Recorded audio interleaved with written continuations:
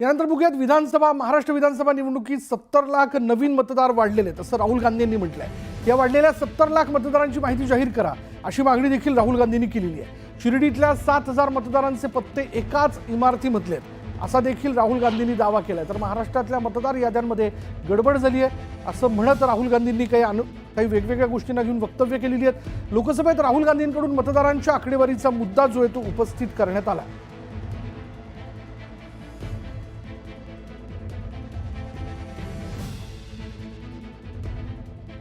त्यामुळे आज सभागृहात बोलत असताना राहुल गांधींनी काय म्हटलंय बघा। काही महत्त्वाचे मुद्दे त्यांनी या ठिकाणी मांडलेले आहेत। त्यांनी असं म्हटलंय की महाराष्ट्रामध्ये एकूण 70 लाख नवीन मतदार वाढलेत, त्याची माहिती जाहीर करण्याची मागणी जी आहे ती राहुल गांधींनी आज सभागृहात केली।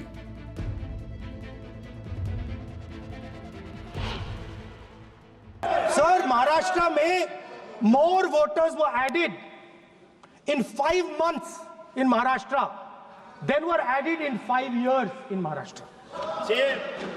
जितने 5 साल में ऐड हुए उससे ज्यादा 5 महीने में ऐड हुए, आखिरी 5 महीने में लोकसभा चुनाव के बाद।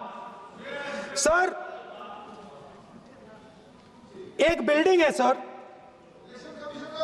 शिरडी में, एक बिल्डिंग में 7000 नए वोटर एक बिल्डिंग में ऐड हुए sir. Please give us the names and addresses and polling booths of all the workers in the Lok Sabha and all the workers in the Vidhan Sabha so we can calculate who these new workers are, who these new voters are. Interestingly, the new voters are mostly in the constituencies that the BJP has swept. Please understand, the new voters have been added mostly in the constituencies where BJP has swept. I am still not making an allegation. In Lok Sabha, the difference between Lok Sabha and Vidhan Sabha was the population of Himachal.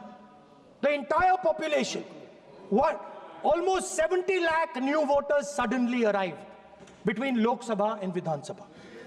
Now, the most interesting part, and the Prime Minister is not looking at me.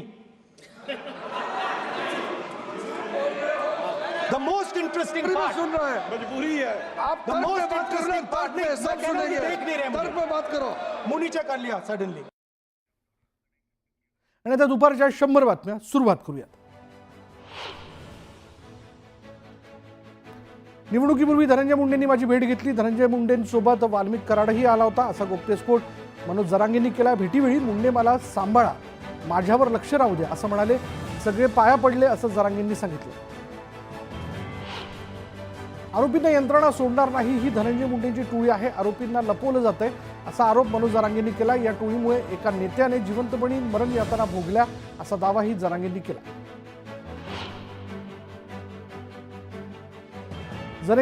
जरांगेंना प्रत्येक ठिकाणी बोलायची गरज नाही असा टोला विजय वडेट्टीवारांनी लगावला। देशमुखांबद्दलची घटना जी ती भयावह आहे आणि त्या घटनेला समाजासोबत जोडू नये असं वडेट्टीवार म्हणाले। विजय वडेट्टीवारांच्या टीकेला मनोज जरांगेंनी प्रत्युत्तर दिलंय। आम्ही का बोलायचं नाही असा सवाल जरांगेंनी विचारला। तू सर्वट बोलायचा ठेका घेतलाय का अशी टीका जरांगेंनी केली। फरार आरोपी कृष्णा आंधळेने पुरावे नष्ट केले तर संपूर्ण जबाबदारी प्रशासनाची असेल असा इशारा धनंजय देशमुखांनी दिलाय आणि मुख्यमंत्र्यांनी या प्रकरणाची दखल घेत आंधळेला तात्काळ अटक करावी अशी मागणी त्यांनी केली आहे। जोपर्यंत धनंजय मुंडे राजीनामा देणार नाही तोपर्यंत आमची लढाई सुरूच राहणार आणि या निर्णयावर आम्ही ठाम आहोत असा इशारा अंजली दमानिया यांनी दिलाय। तर भगवानगडावर जाऊन नामदेव शास्त्रींची भेट घेत त्यांच्याकडे पुरावे सादर करणार आहे असंही दमानिया म्हणाले। गुन्हेगारांना जात धर्म काही नसतं, बीड प्रकरणात जातीय रंग दिला जातोय तो योग्य नाही असं विजय वडेट्टीवार म्हणाले। महंतांनी त्यांच्या मर्यादा पाळाव्यात, सरकारनं निष्पक्ष चौकशी करावी अशी मागणी विजय वडेट्टीवारांनी केली। मुख्यमंत्री आमच्या हक्काचं आरक्षण का देत नाहीत असा सवाल मराठा आंदोलक मनोज जरांगेंनी केलाय। 2 दिवसात मार्ग काढा अशी विनंती मनोज जरांगेंनी सरकारला केली। मुख्यमंत्र्यांना मराठा समाजाचे अजून किती बळी हवेत असा सवाल मनोज जरांगेंनी केला। संयम सुटला तर आम्हाला वेगळं आंदोलन करावं लागेल असा थेट इशारा मनोज जरांगेंनी सरकारला दिला। शिवरायांना पंचांना गोळ्या घालायला पाहिजे होत्या असं धक्कादायक विधान डबल महाराष्ट्र केसरी चंद्रहार पाटील यांनी केलं. पृथ्वीराजची चूक नाही, पंचांचा निर्णय वादग्रस्त आहे. 2009ला मी अशा वादग्रस्त निर्णयाला बळी पडलो असं चंद्रहार पाटील म्हणाले. महाराष्ट्र कुस्तीगीर परिषदेत मी उभी फूट पडल्यापासूनच या स्पर्धेत राजकारण घुसलंय असं काका पवार म्हणाले. आणि माझ्या तालमीतील पैलवानांवर अन्याय झाला असून शिवराज राक्षे आणि महेंद्र गायकवाड यांच्यावर झालेली 3 वर्ष बंदीची कारवाई चुकीची असल्याचंही त्यांनी म्हटलं. कुस्ती स्पर्धेत मारहाण करणं योग्य नाही, न्यायमूर्तांना संयम बाळगणं आवश्यक आहे अशी भूमिका अजित पवारांनी मांडली. पंचांना लाथ मारणं योग्य नाही, पंचांचा निर्णय मान्य करावा लागतो असं महाराष्ट्र केसरी पृथ्वीराज मोहोळ यांनी म्हटलंय. शिवराज राक्षेची भेट घेणार असल्याचं मोहोळ यांनी सांगितलं. महाराष्ट्र केसरी कुस्ती स्पर्धेत शिवराजला डिवचलं जात होतं असा आरोप करत त्याच्यावर बंदीची कारवाई करणं चुकीचं असल्याचं शिवराजच्या कुटुंबियांनी म्हटलं. पंचांचा निर्णय चुकीचा असून त्यांच्यावर ही कारवाई करावी अशी मागणी राक्षे कुटुंबियांनी केली आहे. महाराष्ट्र केसरी पृथ्वीराज मोहोळनं पुण्यात दगडूशेठ गणपतीचं दर्शन घेतलं. पृथ्वीराज मोहोळच्या हस्ते दगडूशेठ हलवाई गणपतीची आरती करण्यात आली.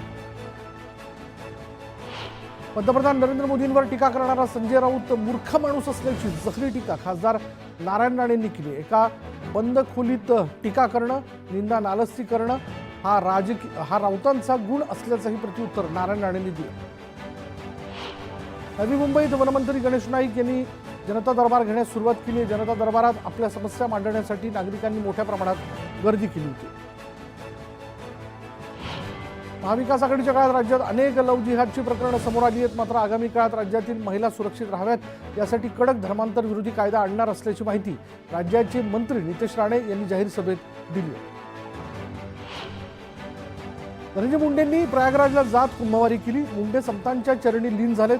मुंडेंनी आचार्य महामंडलेश्वर श्री महंत सुधीरदास महाराजांचे आशीर्वाद घेतले. राज्यात आरोग्यासंदर्भात नवा कायदा येण्याची शक्यता वर्तवण्यात येते. जीपीएस संसर्गाच्या पार्श्वभूमीवर आरोग्य आणि पाणी पुरवठ्याबाबत महत्त्वाची धोरणं ठरवली जाणार आहेत. यासाठी मंत्रालयात आरोग्यमंत्री प्रकाश आंबेडकर मुख्यमंत्र्यांची भेट घेणार आहेत.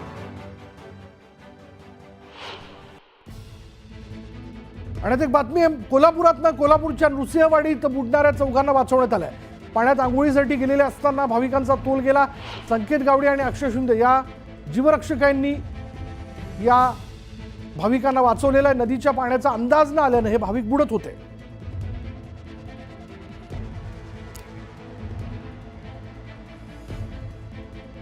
कोल्हापूरच्या नृसिंहवाडीत बुडणाऱ्या चौघांना वाचवण्यात आलंय. जीवरक्षकांनी त्यांना वाचवलेलं आहे. पाण्यात आंघोळीसाठी गेलेले असताना या भाविकांचा तोल गेला आणि शिवाय त्यांना आतमध्ये उतरल्यानंतर पाण्याचा एकूण अंदाज आला नाही आणि ते जेव्हा बुडत होते तेव्हा संकेत गावडे आणि अक्षय शिंदे या जीवरक्षकांनी त्यांना वाचवलंय.